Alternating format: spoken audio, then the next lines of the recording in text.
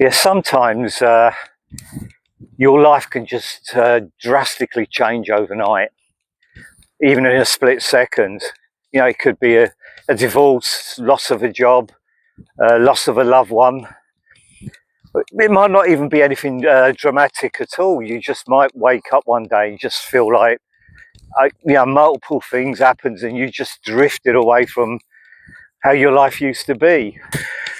Now, I've been there more than once, and this is how I got back on track.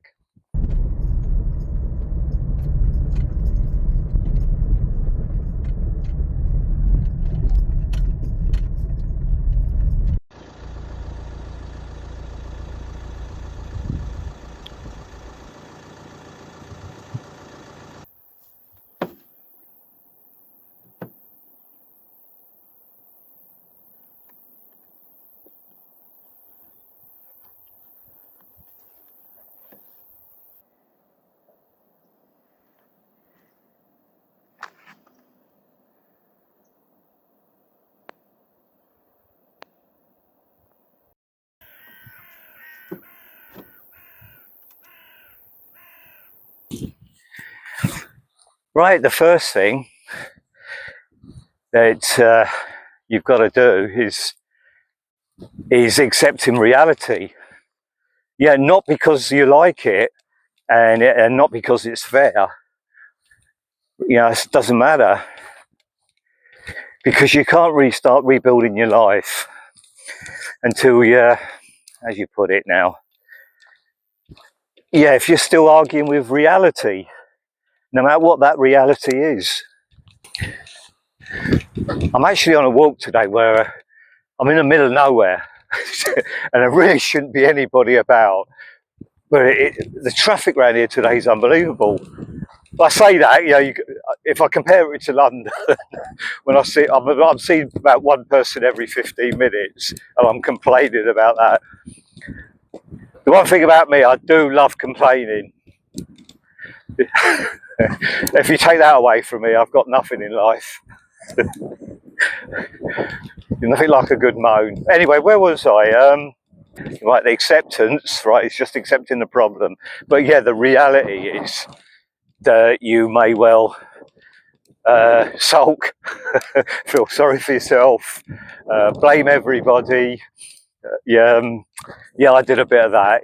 Your first instincts is just to totally try and rebuild what you've just lost, make it exactly the same. You just go through all these, it's all very well me before saying, it's accepting the situation, and you've 100% have to do that.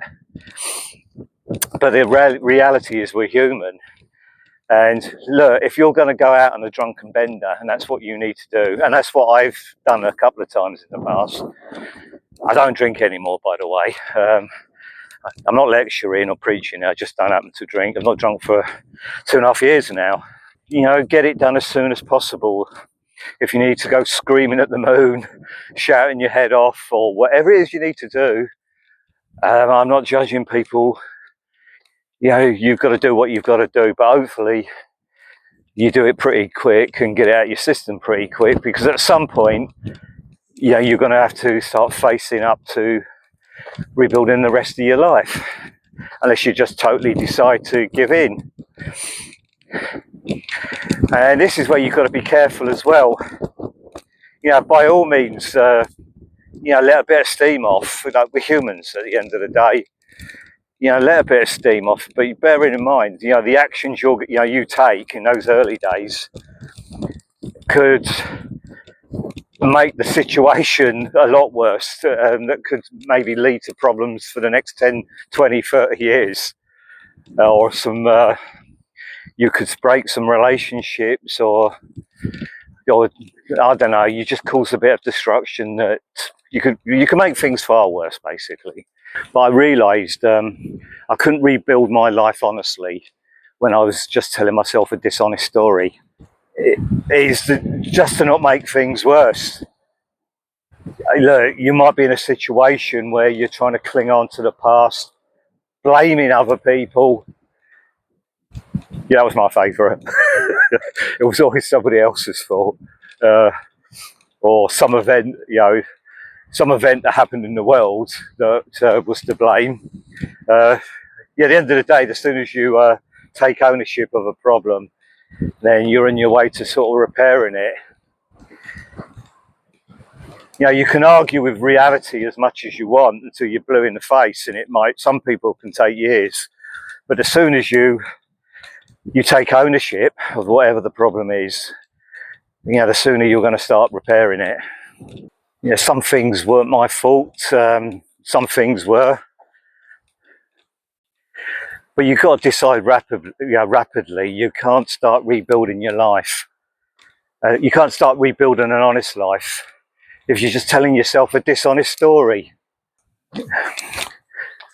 So I ended up sitting down with a notepad and pen, picked myself a nice, quiet, peaceful day where if I wanted to go for a little walk, get a breather, and I could do.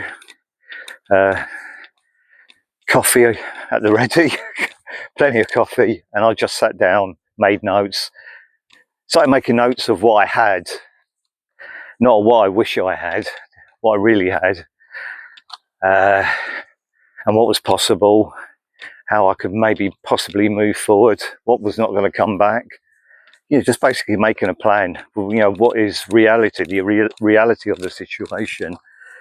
And sometimes you sort of hit upon a few things that maybe might lift you a little bit at times. That definitely happened with me. Let's go this way. Let's go this way. It's been really windy today. So I hope this is going to record well. I've got a microphone for the first time, or second time now. I hope that works.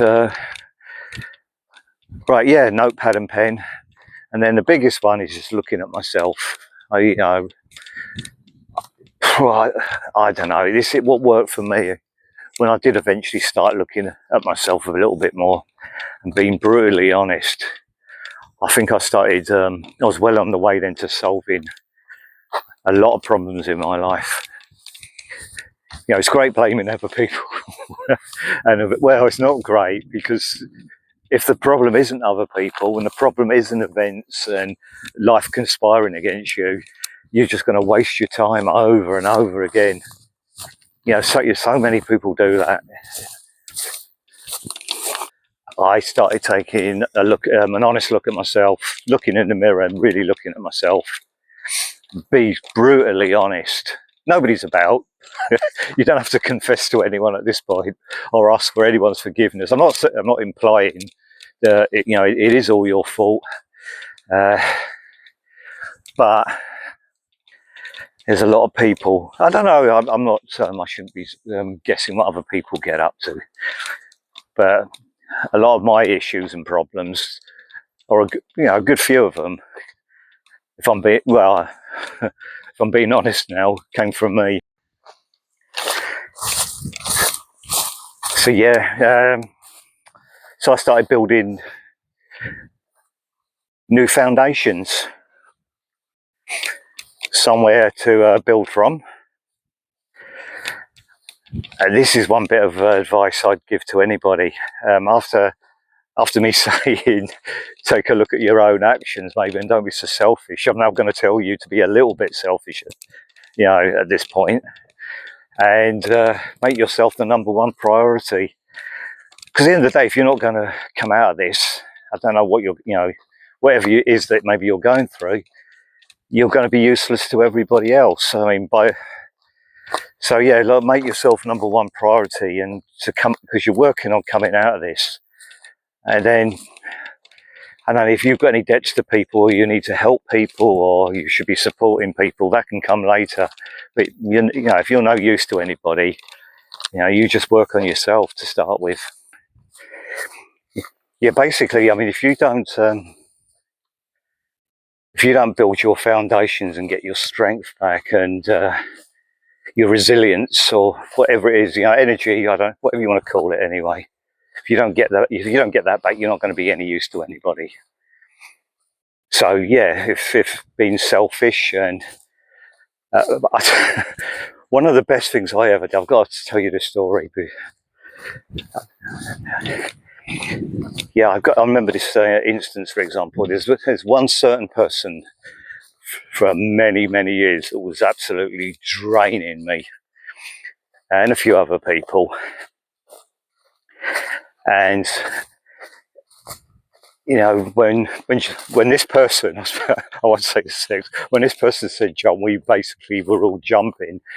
And if it, you know, she arranged, oh, right, there you go. If this person arranged something, we, I mean, if we really didn't want to do it, it was usually, and got out of it.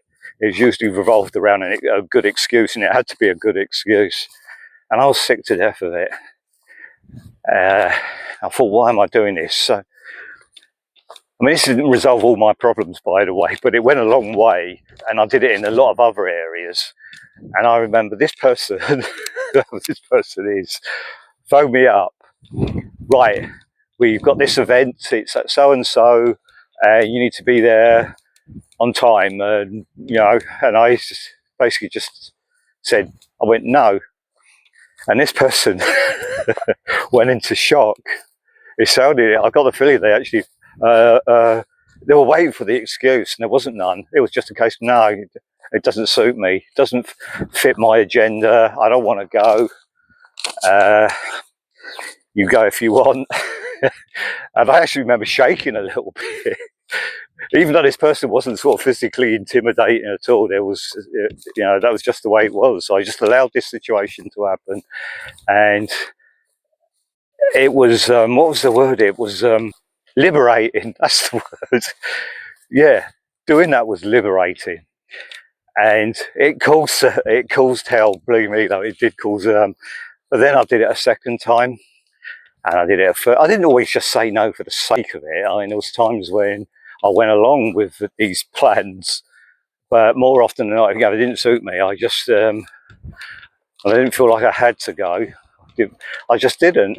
And it got easier and easier, and it just became the norm after a while. A couple of people actually started copying me. And to be blunt, I mean, it really did piss this person off a little bit. I mean, it sort of, but then I started doing, I started taking that approach with a lot of things in my life. I thought I'd just slip that in anyway. The biggest thing I eventually realised was that rebuilding my life didn't mean getting my old life back. Some of that life was gone, and some of it probably needed to go. What I could do was start rebuilding something new with what I actually had. And that's where you've just got to keep moving. It doesn't have to be massive. Make a plan. Go for the walk. Look after yourself. Try something different. Get something wrong and try again. Because every small step is still taking you somewhere. I've been through this more than once in my life, and I'm 64 now. I'm still moving forward and I'm still learning. So if everything feels like it's falling apart at the moment, I'm not going to pretend rebuilding is easy. But falling apart doesn't have to mean it's finished. Sometimes it's where the rebuild starts.